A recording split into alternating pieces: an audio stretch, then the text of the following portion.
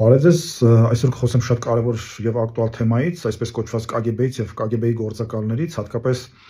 Հայաստանում վերջին օրերին ծավալված իրադարձությունների համատեքստում, երբ Հայաստանի Հանրապետության ազգային անվտանգության ծառայությունը հրապարակեց փաստաթուղթ, որով փաստացի հաստատվեց Կտրիշ Ներսիսյանի եղբայր Եզրասի Սովետական Միության KGB կամ ՊԱԿ-ի գործակալ, հավաքագրված գործակալ լինելու հանգամանքը, եւ դրանից հետո փաստացի սկսվեց Եզրասի եւ նրա եղբոր արդարացումը, նույնիսկ շատ դեպքերում հերոսացումը, նշելով, որ նա ըստ էության ոչ մի ապազգային կամ հակահայկական բան չի արել, այլ Սովետական Միությունը եղել է իր պետությունը, հայրենիքը եւ հետեւաբար համագործակցել է կամ հավաքագրվել է այդ կառույցի կողմից, սակայն իրականությունը ըստ էության բավականին տարբեր է։ Մենք իհարկե կանդրադառնանք, թե ինչու են այս շրջանակները փաստացի գովաբանում կամ փառաբանում Կտրիչի եւ նրա եղբոր այդ քայլը, բայց միջ այդ փորձենք հասկանալ, թե ինչ է իրանից ներկայացնում KGB-ն կամ ՊԱԿ-ը, ինչպես հայերեն նաեւ անվանում է պետական անվտանգության ծառայություն։ Սա ըստ էության Սովետական Միության այն ամենահիմնական գործիքն է եղել, այն ամենահիմնական բիրտ միջոցն է եղել, գաղտնի ծառայությունն է եղել, որի վրա հենվել է կամ հիմնվել է հենց բուն Սովետական Միությունը, սովետական գաղափարախոսությունը, սովետական ուրեմն բռնաճնշումները, սովետական պետության, սովետական բոլշևիկյան այդ տոտալիտար պետության ողնաշարն է եղել ուրեմն KGB-ն կամ ՊԱԿ-ը եւ ՊԱԿ-ի միջոցով Սովետական Միությունը կամ նրա քաղաքական էլիտան իր բռի մեջ է պահել Սովետական Միության հանրապետություններին եւ ժողովուրդներին, ճնշել է ամեն տեսակ ազգայինը, ճնշել է ամեն տեսակ հոգեվորը եւ կրոնականը, ճնշել է ամեն տեսակ մշակույթը եւ ճնշել է այն ամենը, ինչը կապված է եղել տվյալ ժողովրդի ինքնության, ազգային նկարագրի, հավատի, կրոնի, մշակույթի, գրի, գրականության, լեզվի հետ եւ հետեւաբար այն մարդիկ, ովքեր ծառայել են այդ կառույցներում, այն մարդիկ, ովքեր համագործակցել են այդ կառույցներում, համագործակցել են ոչ թե նպաստել են իրենց ժողովրդի ազգային,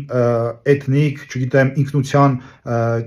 առաջմղմանը, այլ ընդհակառակը նրանք ծառայել են Սովետական Միության գաղափարախոսությանը, բոլշևիկյան բռնապետությանը եւ դրանով իսկ մասնակից են եղել իրենց հանրապետությունների, իրենց պետությունների, իրենց ազգերի ինքնության ճնշմանը, իրենց հոգեվոր տվյալ դեպքում ինքնության ճնշմանը, քանի որ KGB-ն նաեւ աշխատել է հատկապես աշխատել է նաև կրոնական ուղղության վրա ու քրիստոնեական ուղղության վրա ու հատկապես հայ առաքելական եկեղեցին, որը ունեցել է նաև ազգային նկարագիր, հայ առաքելական եկեղեցին հանդիսացել է օբյեկտիվորեն նաև KGB-ի ու Սովետական Միության համար վտանգ ներկայացնող ազգային տար եւ հետեւաբար պետք էին մարդիկ, ովքեր կհավաքագրվեին եւ ներսից ուրեմն վերահսկողություն կսահմանեին հայ առաքելական եկեղեցու նկատմամբ, որպեսզի այնտեղից դուրս չգային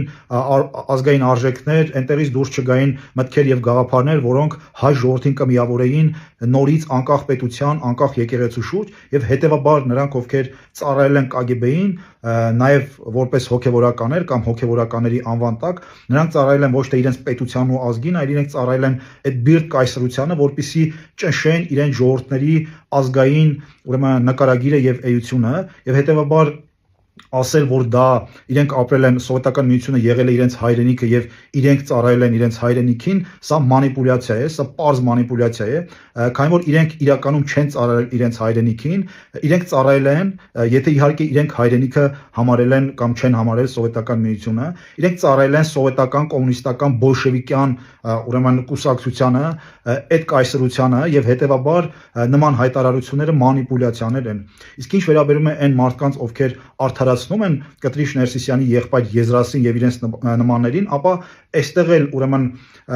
բնական է, քանի որ այդ մարդիկ ըստ էության կամ դրանցից շատերը նույնպես հանդիսացել են նախկին Սովետական Միության KGB-ի հավաքագրված գործակալներ կամ, չգիտեմ, ազդեցության գործակալներ եւ իրենք նույնպես վախենում են, որ առաջիկայում իրենց մասին նույնպես այդ տեղեկությունները կբացահայտվեն եւ այսօր պաշտպանելով Կտրիշ Ներսիսյանին, իրենք պաշտպանում են ապագայում իրենց, որպեսզի ապագայում նույնպես, եթե իրենց մասին տեղեկություններ հաստատվեն, որ եղել են KGB-ի գործակալներ, իրենք նույնպես ուրեմն արդարացնեն իրենց կամ պաշտպանություն գտնեն այդ շրջանակների կողմից, իսկ մեծ առումով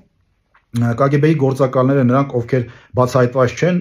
նրանք նույնպես այսօր օգտագործվում են կոնկրետ երկրի անվտանգության ծառայությունների կողմից, քանի դեռ չեն բացահայտվել, իսկ բացահայտվածներն էլ արդեն ըստ էության էլի օգտագործվում են Հայաստանի Հանրապետությունում տարբեր ուրեմն իրավիճակներում անկայունություններ, անկարգություններ, քաղաքական անորոշություններ մտցնելու համար եւ հետեւաբար երբեք կա այսպիսի արտահայտություն KGB-ի գործակալը չի լինում նախկին, քանի որ նրանք ըստ էության դաստիարակվել են այդ ոգով եւ նրանց ապրելու, աշխատելու տրամաբանությունը դա է եւ ամենավտանգավորը, որ այո, այդ հատուկ ծառայությունները, որոնք ճիշտ է սովետական միությունը փլուզվել է, բայց իրենց արխիվների զգալի մասը գտնվում է Ռուսաստանում եւ ռուսական հատուկ ծառայությունների տիրապետության տակ եւ ամենավտանգավորը նա է, որ այս մարդկանց